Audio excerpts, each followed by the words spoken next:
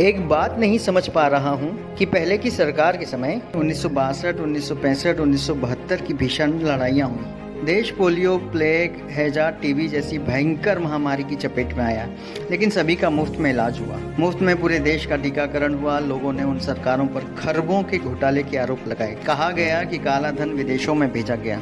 कथित भ्रष्टाचार की खूब चर्चा रही। बावजूद इसके देश में बहुत सारे सरकारी कारखाने व कंपनियां खड़ी हुई। सरकारी अस्पताल, सरकारी कॉलेज, सरकारी स्कूल बने। सरकारी नौकरियों में कोई कमी नहीं रही। लोगों को नौकरियां दी गई। जो व्यक्ति इंटर मैट्रिक पास कर जाता था उसे घर से बुलाकर नौकरियां दी गई। तनख्वाह में कोई कमी नहीं रही। भत्ता हर वर्ष लगातार बढ़ता था। महंगाई भत्ता 131% तक दिया गया।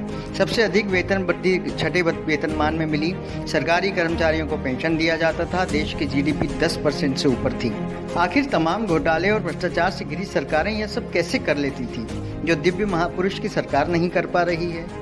जबकि वे विदेशों से काला धन वापस ले आए। नोटबंदी से भी देश का काला धन वापस आ गया। जीएसटी से सरकारी खजाना भर गया।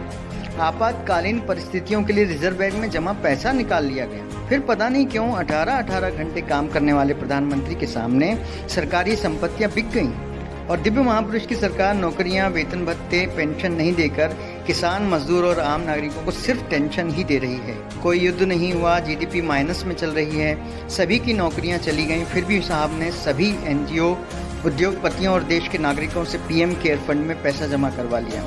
उस पैसे से क्या कार्य हुआ, किसी को नहीं पता। देश में बड़ी अजीब स्थिति बनी है।